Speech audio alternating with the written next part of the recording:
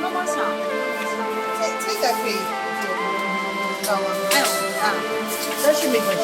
然后我给你擦，我擦。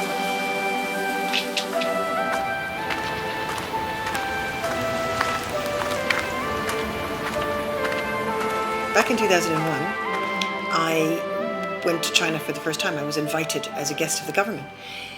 I made friends with an amazing Chinese sculptor called Zhang Yaxi and her husband, Shen Xiaonan. At the time, their daughter was 2. She's now 19. I have been friends with that family forever. So when I go to China and use a big studio there and have access to assistants and great technicians, I also am in a family environment that's very nurturing, that I love very much. And you know, in between bouts of working hard on my sculptures, I'm off shopping with Yashi, you know, for some item that she wants in her house, or we go off and do some amazing cultural experiences, going and visiting Sichuan bamboo forests, or I give one-to-one tuition to some of her master degree students who appreciate having a Western viewpoint. You know, so it's a bit of a one-to-one advice from an artist from a different country. So to me, going to China to make public artworks for a different country in China is not just about keeping my costs down. It's about just having a fantastic experience each time. So I make that journey in an environment that is completely conducive to my making the sculpture. And I interface with the commissioning body, sending them pictures of the work in progress for their input. And then I make modifications or changes if they request them. Or usually it all goes so smoothly.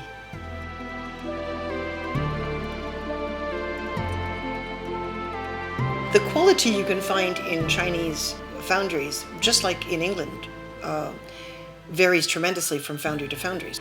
I use the top foundry in China. Ai Weiwei is a very famous Chinese sculptor. He casts his bronzes there. I certainly pay more than I would for a cheaper foundry, but their quality is amazing. Of course, in the beginning, it was just a business relationship. It turns out he had worked at the American Embassy for 5 years prior to taking over being in the foundry business from his own father. So Lu Huogang and I just became friends. I've known his daughter since she was tiny. You know, I'm Auntie Laury to them. It's a fantastic relationship that goes way beyond a commercial arrangement. I have a very good relationship with foundry managers in every country that I cast in. The one I have there goes that step beyond, where when the day's work is finished, I eat at their table, I sleep in their apartment.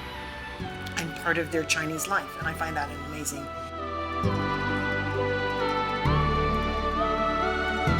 The most important reason why I love to go to China is because I have got access there to a fantastic team of assistants who are really, really skilled in helping me to rough it out and basically make my job as an older sculptor a lot easier. They're very skilled there. They are students from the Sichuan Fine Art Institute who actually have done so many life-size sculptures. You cannot get that easily in studios here in England or in France.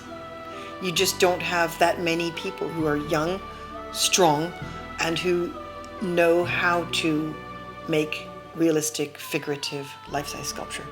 That is something that in China I get fantastic help with.